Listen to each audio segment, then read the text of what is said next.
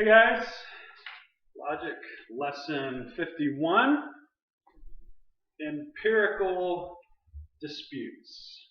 Okay? So we are jumping into a new section, new lessons, and I actually decided to skip over a bunch of stuff. So I know I had some assignments from a previous unit or group of chapters or whatever. I'd started you guys out in the section, I think, on syllogisms or something like that. And I decided I'm going to jump over a lot of that and jump to the back section of the book and talk about disputes and things like that. So anyway, so we're going to jump to the back of the book, which is about types of disagreements. Okay? Types of disagreements. So section 9, chapter 9, definitions and disagreements is what we're going to jump to, and we're going to finish out the year on that chapter. Okay? So we skipped over a bunch of stuff, and it's good stuff, important stuff I wish we could have learned, but it's also kind of complex, and I didn't feel like it was going to work too good to be doing it online like this, because it's the kind of thing that it's really better to learn in person. But if you are interested in learning that stuff that we jumped over, go for it. Go for it. Okay? The stuff we jumped over is a lot about validity, what makes an argument valid or invalid. When you put different types of arguments together, how do you know if they're valid or invalid, right? And there's this formula. It's very similar to math. Uses very systematic, almost mathematic concepts to determine the validity or invalidity of an argument. Okay, so you have to take all the different propositions and determine what kind of statements they are. Are they A, I, E, or O statements? How they fit together, and you use a formula to decide whether or not they are valid or invalid. Okay, that's what we jumped over. That's what we're missing. So we skipped. Again, if you're interested in that kind of thing, please go back, read it, study it, learn it. It's great stuff, okay? So we're jumping over the section about validity or invalidity. However, I want to give you an example of two valid arguments, okay? And this is how how arguments are set up. You have two propositions and a conclusion, okay? Two propositions and a conclusion. So because of this, therefore this, or something like that, right?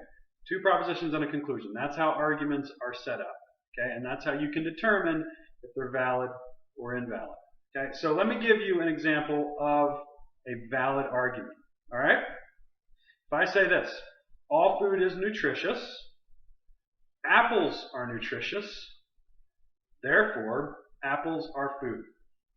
Okay, so that's a very simple, valid argument. So if I say that all food is nutritious, in other words, all food has some kind of nutritional value, apples are nutritious, therefore apples are food. That's a valid argument, true argument, good argument, right? What if I give you this argument? All right, and by the way, this also is a valid argument, okay? All events happen as a result of natural occurrences. Miracles are not natural occurrences. Therefore, miracles do not happen. Ooh. Okay? That is a valid argument. Okay? If we were to take that argument and put it through the formula for determining whether or not an argument is valid, I believe if I have everything right in that argument, and I'm pretty sure I do, that would come out as a valid argument. Is it a true argument? So let me read it again. All events happen as a result of natural occurrences. Miracles are not natural occurrences.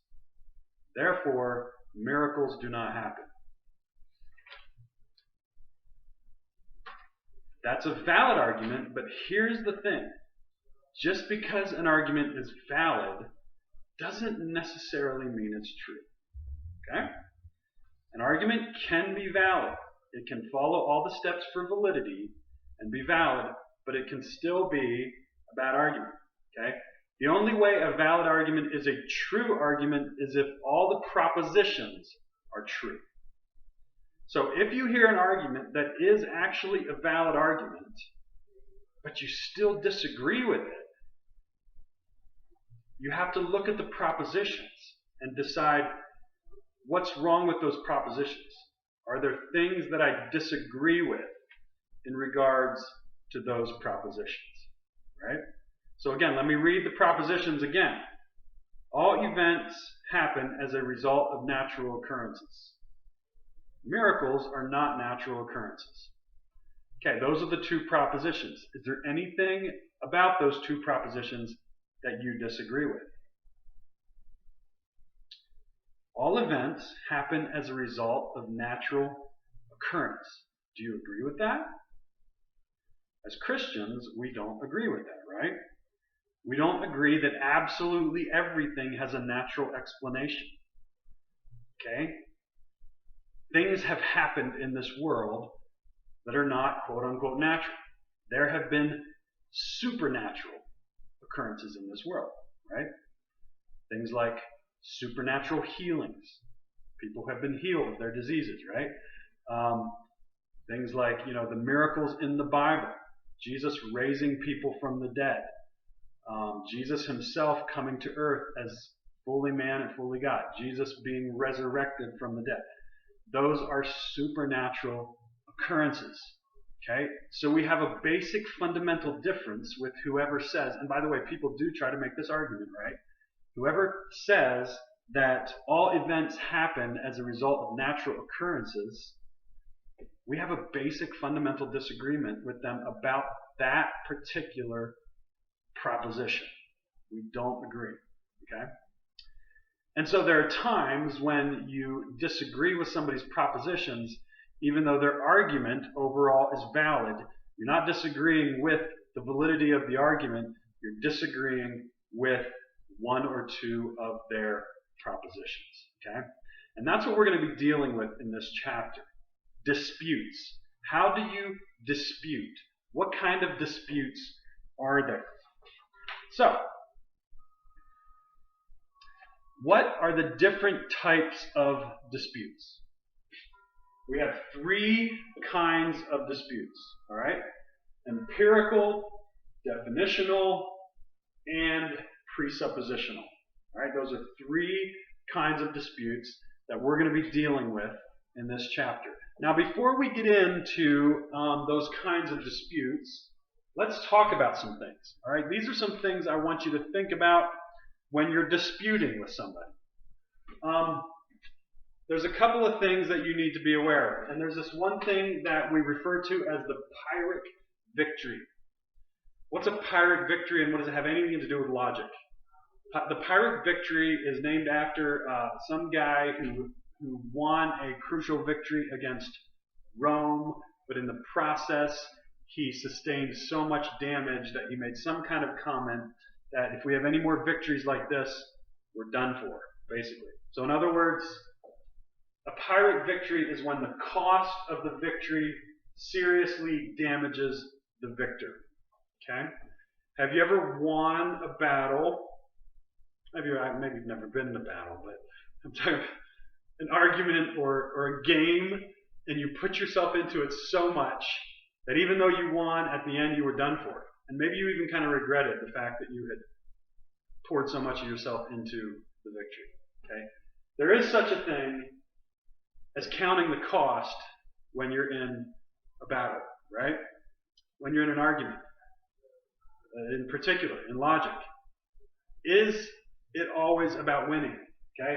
So a Pyrrhic victory is when winning at all costs, it's the attitude of winning at all costs. Okay? To the degree that you're willing to damage yourself, you're willing to damage your relationship with your friend, you're so concerned about winning every single argument that you're you're not concerned about the damage that might come in the winning of that argument, right? Some people, that's all they care about is winning the argument. If it destroys their relationship, that doesn't matter to them. They're more concerned about winning than anything else. Okay? And that's what we refer to as a Pyrrhic victory. And that's not what we want to do in logic, right? We want to use logic in a healthy, helpful way. We're not here to win at all costs. Logic, the main purpose of logic is not to win arguments. Okay? Now, you might have thought that logic was all about learning to win arguments. That's not the main purpose. The main purpose is not to win arguments, but to discover truth. Okay? The main purpose of logic is not to win arguments, but to discover truth. And that's a very important thing to remember. We're not just about winning arguments. We're not just about beating the opponent, but we're about discovering truth in the process. So what happens if you're in an argument with somebody and you realize that they're actually right and you're wrong? What do? If you have the win-at-all-costs mentality, you're going to keep fighting and trying to win the argument regardless, despite the fact that they actually are the ones who have the better argument. Even though you're wrong, you're going to keep fighting, right? And that should not be our mentality. We should be willing in an argument to admit if and when we are wrong. And that when we do that, both of us are better off, right? Because if someone else is right and you acknowledge it, you've just gained something yourself. When you learn truth, gain and acknowledge truth, you grow as an individual. Okay? True philosophers are people who are not afraid to be wrong. Because when they realize they're wrong and they admit it, they realize that they can learn and grow from it, right? Okay? So we should not be into winning at all costs when it comes to arguments. The main purpose of logic is not to win arguments, but to discover truth. Now, what if you're in an argument where you have the right motives, you have the right attitude, you're trying to discover truth, you're not trying to win at all costs, but the person that you're arguing with is trying to win at all costs. And even though you've already decisively shown them that they're wrong, they refuse to admit it. There are some people out there like that. They just like to argue whether they're right or not, whether or not they have any ground to stand on. They don't care. They're never going to give in. They're never going to give up. They're just going to keep arguing until the other person stops, and then they're going to proclaim that they won the argument, right? And sometimes when you're in discussions or when you meet people like that or whatever, you have to decide whether or not an argument is worth having. Okay? Now, if you're that type of person and you enjoy arguing like that, fine, go for it, right? Some people just enjoy doing that. Great hobby, have fun, have at it. Some people don't enjoy that so much, right? Either way, you have to decide whether or not certain arguments, certain disputes are worth having. Because sometimes they take more energy than what they're worth. Because the other person is never going to admit they're wrong. And so it's kind of pointless sometimes, right? Anyway, you have to decide. Okay? So those are some things to think about. Let's go back over here again. The three types of disputes are empirical, definitional, and presuppositional. And today we are learning about one of those kinds. We are learning about empirical disputes, okay? So what are empirical disputes? An empirical dispute is a dispute over facts. These words are kind of running together, so let me just read them to you. An empirical dispute is a dispute over facts.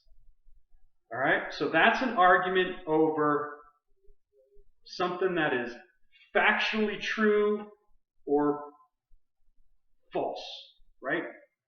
These, you might say, in a sense, are the easiest kind, with a little bit of a caveat there. All right? And we'll get to that, because there are complex empirical disputes. Oftentimes when you have empirical disputes, they're not worth having. Sometimes people argue over things, and they argue, and all you have to do is take out your phone and look it up. and settle the argument, right? It's a dispute over facts. And you don't have to fight over these facts. You just look it up on your phone, right? That's an empirical argument. But that's actually what we refer to as a simple empirical argument. A simple empirical argument is easily resolved by checking facts. So let me give you an example of an empirical argument. If two people in my class are arguing over whether or not Ohio State has more national championships than Michigan, more NCAA football national championships, and you argue over that for half an hour, you just wasted your time, right? Because all you have to do is take out your phone and look it up. It's not hard to find. Total national championships for Ohio State, total national championships for Michigan, right? And you can settle the argument. That's what we refer to as a simple empirical dispute. Now, there is such a thing as a complex empirical dispute. And even though these are disputes about facts, they're not quite as easy, all right? They're not quite as simple. And they're going to take more research. So complex empirical disputes involve many complex variables that make its truth difficult to determine. Complex empirical disputes involve many complex variables that make its truth difficult to determine. So instead of arguing about how many national championships or who has more national championships, Ohio State or Michigan, what if somebody in my class says, Michigan has a better overall football program than Ohio State. They have a better tradition. It's just a better football school. Okay, that's still kind of the factual data. There should be a way. I mean, one of the two has a better football tradition. One of the two has a better football program, right? But how do you determine that? It's a lot harder. There's a lot of variables you have to think about. It's not just how many national championships they've won. It's how many players have they sent to the NFL. How many Heisman Trophy winners do they have? How many student athletes do they have that are doing well, both academically and athletically? Are their facilities good? Have they had consistent winning records over the years? So even if they have more national championships, what is the consistency of their winning over the years since they started? What's the level of the competition? Have they beaten good programs, or do they always just beat bad schools and lose to the good ones? What are their coaches like? What are their trainers like? What are their facilities like? There's so many variables, and to really make that argument of which one is better, you're going to have to do a lot of research. You're going to have to look at a lot of statistics, a lot of things, right? Let's give another example. So, again, an example of a simple empirical dispute. Donald Trump is pro-life. Okay? If I say Donald Trump is a pro-life president, someone says, no, he's not. Okay, well, let's figure it out. Let's go online, let's look. It's pretty easy to find that Donald Trump has pushed a lot of pro-life legislation since he has been in office. So, it's pretty easy to tell that he is a pro-life president, right? If somebody says Donald Trump is the best president we've ever had, best president we've ever had. I've heard people say that. Yeah, he's the best one we've ever had. Okay. Cool. Prove it to me, right? How are you going to prove that?